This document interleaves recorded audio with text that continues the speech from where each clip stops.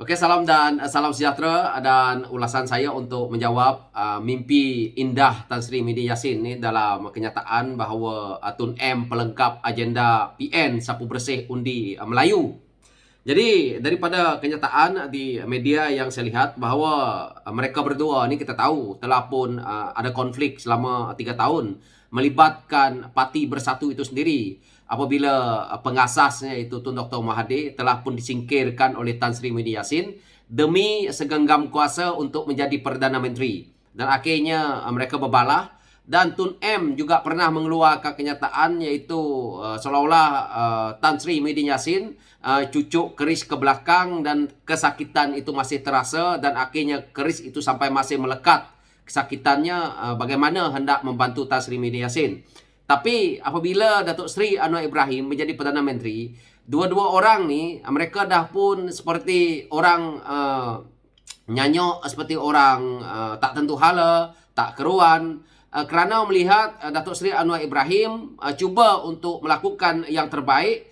Mereka dengki, mereka cemburu, dan mereka juga cemas serta takut disebabkan Datuk Seri Anwar Ibrahim mempunyai agenda iaitu untuk mereformkan segala sistem, segala masalah yang berlaku di negara ini melibatkan rasuah, penyelewengan, salah guna kuasa.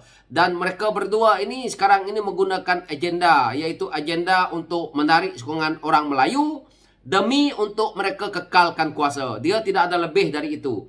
Orang Melayu sahaja yang boleh memberi mereka ini kuasa. Sebab itu hari ini kenyataan dikeluarkan oleh Tan Sri Midi Yassin dalam isu ini supaya dilihat oleh orang Melayu konon-kononnya mereka adalah pejuang Melayu.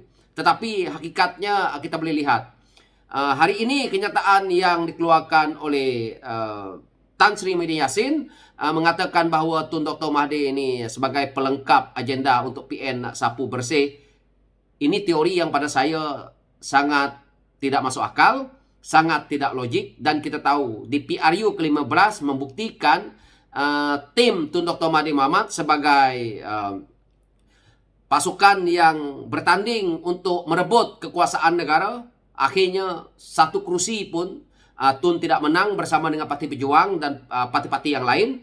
Tetapi kita lihat juga Perikatan Nasional itu sendiri yang menggunakan nama Melayu dan menggunakan nama Islam, mereka juga hanya mendapat 73 kursi, yang mana keseluruhan kursi mereka adalah 74, dan yang terkini kita tahu Kuala Terengganu mendapat undi dengan menyogok. Jadi kalau satu sudah kena tangkap, bermaksud kerjanya Perikatan Nasional dalam kerajaan untuk mereka menang di PRU ke-15 adalah mencuri duit rakyat dan akhirnya mereka gunakan untuk merasuah rakyat di pilihan raya yang lepas. Jadi hari ini agenda untuk nak mengatakan bahawa mereka boleh bergabung dan boleh menjadi pelengkap, saya lihat orang Melayu telah pun menolak Tun Dr. Mahathir Mohamad. Orang Melayu juga akan menolak Parti Bersatu yang ada bersamanya juga PAS di dalam Perikatan Nasional itu. Saya lihat bahawa mereka sedang bermimpi di siang hari, yang mana memang betul bermimpi dan berangan ini memang free. Jadi ini yang sekarang ini Tan Sri Muhyiddin Yassin apabila menganggap bahawa pertemuan mereka ini signifikan, yang mana mereka juga pernah sama-sama menerajui negara.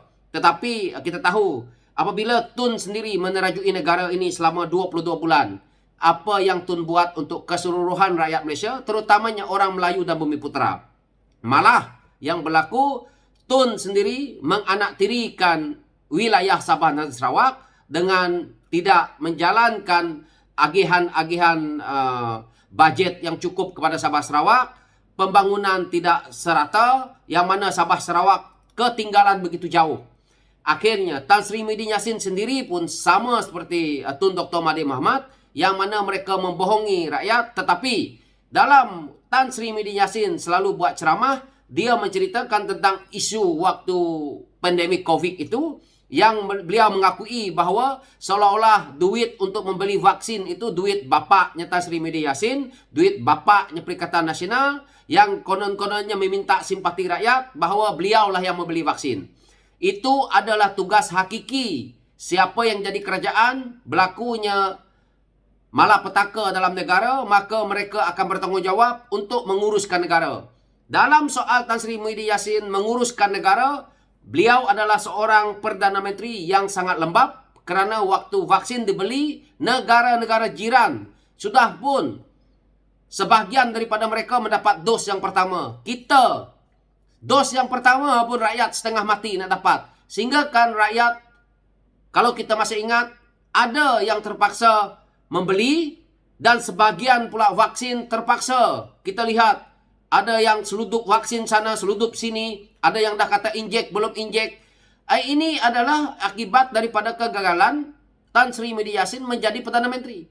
Dan kawan-kawan harus ingat, dalam pembelian vaksin itu banyak kroni-kroni mereka yang mendapat ratusan juta, mungkin hampir mencecah bilion dalam soal mereka melaksanakan pembelian vaksin ini tadi.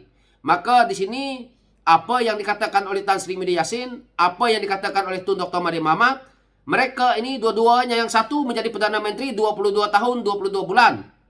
Tetapi agenda orang Melayunya tidak habis-habis. Yang mana sampai Langkawi pun tolak beliau.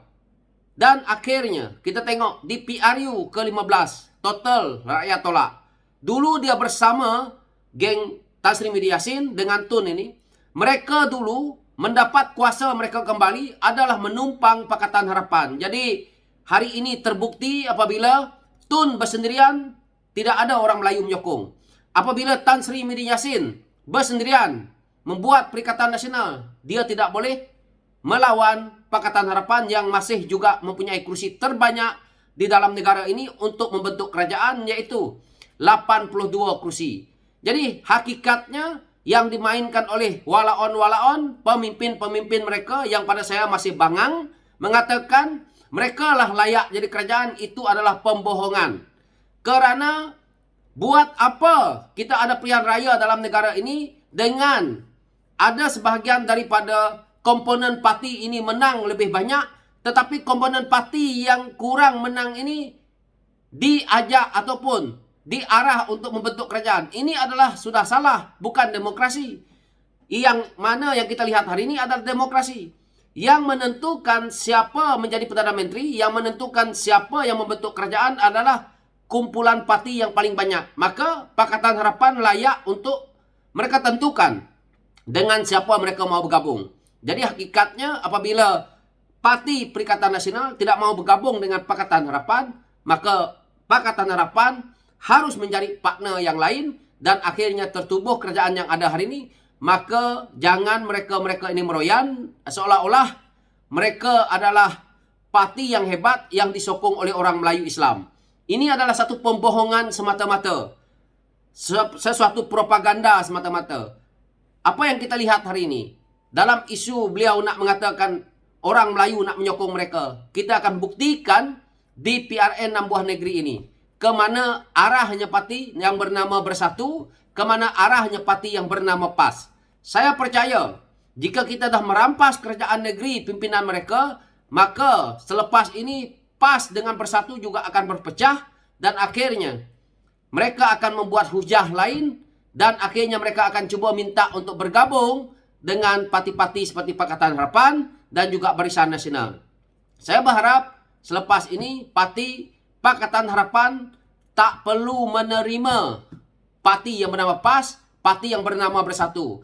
Cukuplah kita memberi ruang kepada parti Bersatu untuk mengambil kerusi-kerusi kita yang telah pun mereka menangi hari ini dan akhirnya kita kerugian di situ kerana kita sepatutnya meletak tokoh-tokoh muda kita, tetapi kita bagi kepada tokoh-tokoh yang telah khianat, tokoh-tokoh yang telah pun mengkhianat parti, tokoh-tokoh yang tidak mempunyai integriti, tokoh-tokoh yang suka berbohong kepada rakyat. Hari ini kalau kita tidak mengangkat Tan Sri Muhyiddin Yassin melalui Pakatan Harapan, kita tidak mengangkat Tun melalui Pakatan Harapan, mungkin 5 tahun yang lalu Tan Sri Muhyiddin Yassin telah pun duduk dalam penjara. 5 tahun yang lalu Tun pun tak ada dalam dunia politik ini. Dan kita telah memberi ruang kepada mereka. Ini adalah jelas yang kita nampak hari ini bahawa itulah pembohongan-pembohongan mereka. Jadi saya menyanggah habis-habisan hujah yang dikeluarkan oleh Perikatan Nasional, pengurusi Perikatan Nasional, Presiden PAS, Presiden Parti Bersatu ini. Dan begitu juga Tun Dr. Mahathir sebagai orang lama dalam politik. Tak perlu lagi gunakan sentimen orang Melayu untuk nak mengekalkan kuasa kamu orang. Itu saja. Sekian. Terima kasih.